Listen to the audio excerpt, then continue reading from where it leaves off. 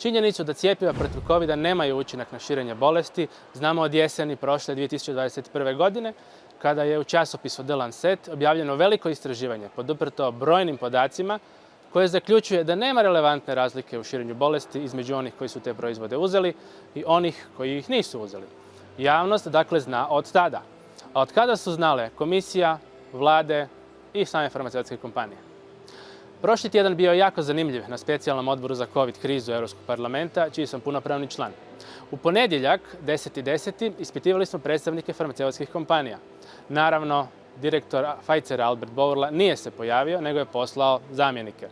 Na pitanje kolege Rossa, predstavnica Pfizera, gospođa Small, priznala je da njihovo cjepivo nikada nije bilo testirano na sprječavanje širenja zaraze. To nije bio predmet studija i istraživanja. Ova vijest se poput požara proširila diljem svijeta uz brojne reakcije. Koji dan nakon toga, čak su i takozvani fact-checkeri iz zapadnih medija potvrdili ovu informaciju. A neki su čak cinički zaključili kako tu nema ništa novo. Doista. Poznato je da su njihovi alati zamjena teza, odnosno zamjena uzroka i posljedice i stavljanje stvari u drugi kontekst, osobito vremenski kontekst. Pa poznata i priznata informacija je trebala biti 2020. godine, kad je bilo bitno, a ne sada, kad je očigledno svima. Na sljedećoj sjednici taj tjedan, u četvrtak 13.10. predstavnik Europske komisije, gospodin Wolfgang Philipp iz Komisijne direkcije za zdravstvo, HERA, potvrdio je te teze te izjavio: ako želite imati cjepivo koje sprječava širenje, mogli smo ga imati, ali još nije tu. Radi se u tom smjeru, ali to je skroz drugi dizajn tih cjepiva. Dakle, znali su Europska komisija, nacionalne vlade i naravno farmaceutske kompanije.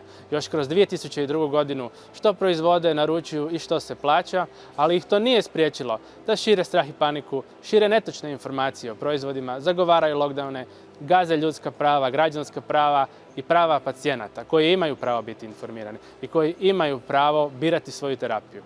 Nije ih spriječilo da ucjenjuju, uvjetuju, ugrožavaju egzistenciju svojih vlastitih građana. Ali ih je zveket novca spriječio da čuju druga mišljenja, osobito znanstvena i stručna liječnička mišljenja. Nekoliko dana nakon ovih naših aktivnosti, Ured Europskog javnog tužitelja najavio je i objavio da pokreće službenu istragu oko nabave cjepiva. To je svakako korak u pravom smjeru, ali problemi u ovoj priči idu mnogo dalje i šire od nabave. Najvažnije je pitanje kvalitete proizvoda i je li Pfizer lažno prezentirao i promovirao taj proizvod. Ne bi im bilo prvi puta da su to napravili, jer je uz brojne druge penale, tužbe i osude godine 2009. Pfizer platio 2,3 milijarde američkih dolara za lažni marketing proizvoda s namjerom prijevare ili dovođenja u zabludu. A američko ministarstvo pravde je to opisalo kao najveći takav slučaj u povijesti ministarstva.